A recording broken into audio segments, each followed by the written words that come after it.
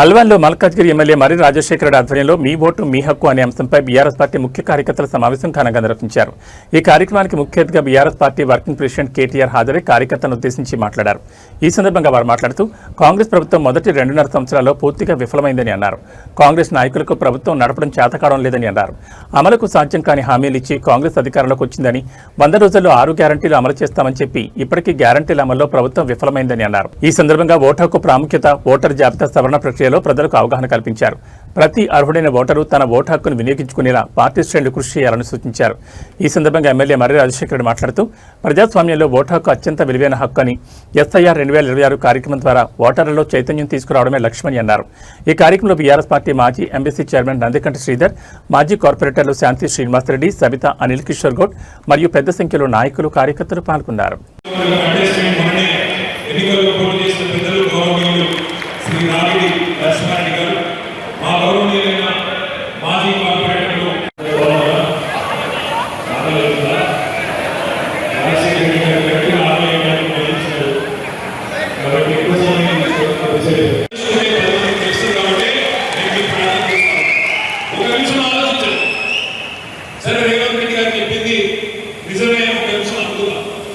కేసీఆర్ గారు అప్పులు చేసి సరే నిజమే అనుకున్నా కేసీఆర్ అందుకే నేను అంటాను రేవంత్ రెడ్డి గారు అయ్యా కోటీశ్వరులు లేదు పర్వాలేదు, కోటీశ్వరులు విడిచిపెట్టు, లక్షాధికారులు లేదు.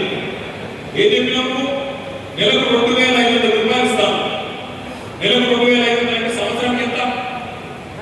ఇంకొక లెక్కలు అలాగే మన నర్సింగ్రావు నమ్ముకున్నారు మాజీ పరిశ్రమ నడుపుకునే పారిశ్రామికవేత్తలు, అందులో పనిచేసే కార్మికులు కనీసం మరి పరిశ్రమ 3 పూటలా నడిస్తే మీకు బాగుంటారని చెప్పి వాళ్ళు ఆశించిన వాళ్ళకి వారంలో 3 రోజులు పవర్ హాలిడేస్. పారిశ్రామికవేత్తలు కూడా ఆఖరికి ఇందిరాబాద్ కాడ ధర్నా చేసే దుస్థితి. ఇది మనం తెలంగాణ వచ్చిన రోజు మన పరిస్థితి. వ్యవసాయదారులకు, రైతులకు కరెంట్ లేదు, హైదరాబాద్లో ఇళ్లలో కరెంట్ లేదు, చివరికి పరిశ్రమలకు కూడా కరెంట్ ఇచ్చే పరిస్థితి లేదు. ఇది ఆ రోజు తెలంగాణ వచ్చిన రోజు ఉన్న పరిస్థితి. హైదరాబాద్లో మంచినీళ్ళకు ఎంత కష్టం ఉండేనో నాకంటే బాగా మీకే తెలుసు.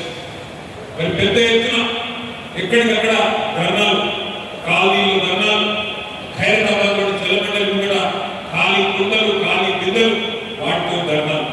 ఇవాళ ఈజీగా ఉంటుంది. 12 ఏళ్ళ తర్వాత ఎక్కడికి చూసుకుంటే ఏదైనా 18 ఇయర్స్ నిండిన వాళ్ళు ఉంటే వాళ్ళు కొత్తగా చేర్పించడం, చనిపోయిన వాళ్ళు ఉంటే వాళ్ళ ఓటు తీయించడం, అట్లాగే ఎవరైనా మల్కాజ్గిరి నుంచి వేరే కాడికి షిఫ్ట్ అయినారంటే వాళ్ళ ఓటు తీసేయడం, ఎవరైనా వేరే ఊరు నుంచి మల్కాజ్గిరికి వస్తే వాళ్ళ ఓటు ఇక్కడ రాయించడం.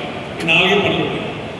కాకపోతే ఇప్పుడు మనం చేయాల్సిన పనుల్లో ఒకటి ఆ 2002 ఓటర్ లిస్ట్ ముందు పెట్టుకొని, అట్లాగే లేటెస్ట్ ఓటర్ లిస్ట్ 2025 ఈ 2 ఆల్రెడీ మ్యాపింగ్ చేస్తారు. ఉదాహరణ నేను చెప్తాను.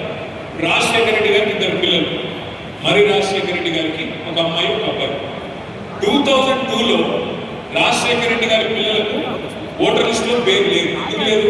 ఎందుకంటే వాళ్ళ 18 ఏళ్ళు లేవు కాబట్టి అప్పుడు ఓటర్ లిస్ట్ లో చాలా అయిపోయింది. ఎస్ఐఆర్ అంటే స్పెషల్ ఇంటెన్సివ్ రివిజన్. దీనిలో పెద్ద కన్ఫ్యూజ్ అయ్యేది ఏం లేదు. ఇదేదో ఆంగ్ల పదం కాబట్టి, ఇంగ్లీష్ పదం కాబట్టి కన్ఫ్యూజ్ అయ్యేది ఏం లేదు. ఎస్ఐఆర్ అంటే ఏంటి అంటే మనకి ఓటర్ లిస్ట్ ఉంటుంది.